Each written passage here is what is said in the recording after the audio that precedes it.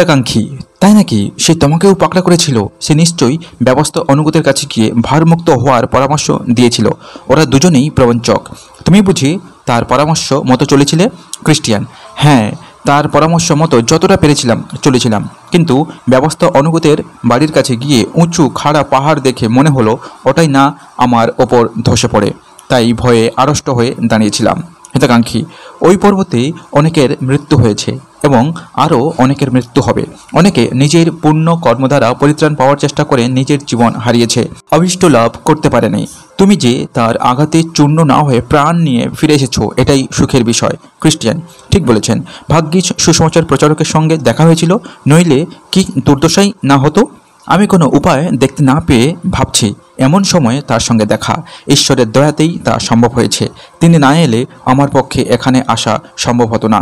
যেমন ছিলাম সেভাবেই চলে এসেছি। আপনার সামনে দাঁড়িয়ে কথা বলার যোগ্যতা আমার নেই, বরং সেই পাহাড় চাপা পড়ে মরার যোগ্য। তবু এখানে যে প্রবেশ করতে পেরেছি, এটাই বড় অনুগ্রহের বিষয়। হিতাকাঙ্ক্ষী: এখানে আসার আগে যে যাই করুক না কেন, তা নিয়ে আমরা কোনো আপত্তি করি না। এখানে এসে পড়লে আর কাউকে বের করে দেয়া হয় না। জহলিত সুসমাচার 6 অধ্যায় 37 পদ। সুতরাং ভাই ক্রিস্টিয়ান, আমার সঙ্গে এসো। তোমার গন্তব্য পথের বিষয় কিছু শিক্ষা দিতে চাই। সামনের দিকে তাকাও। ওই দেখো, একটা সরু পথ দেখা যাচ্ছে। ওই পথে তোমাকে যেতে হবে। পিতৃপুরুষেরা, ভাববাদীরা, খ্রিস্ট যিশু স্বয়ং এবং তার শিষ্যরা ওই পথের নির্মাতা। পথটা সোজা এবং একমুখী। এটাই তোমার গন্তব্য পথ। ক্রিস্টিয়ান: এ পথে কি কোনো বাঁক নেই বা অন্য পথ এসে মেশে নেই, যাতে বিদেশিরা পথ হারিয়ে ফেলতে পারে? হিতাকাঙ্ক্ষী: হ্যাঁ, অনেক পথ এসে এই পথে পড়েছে, কিন্তু সেগুলো বাঁকা এবং চওড়া। আসল পথের চিহ্ন কি জানো? সেটা সংকীর্ণ এবং সরল বা সোজা। মতিলিত সুসমাচার 7 অধ্যায় 14 পদ।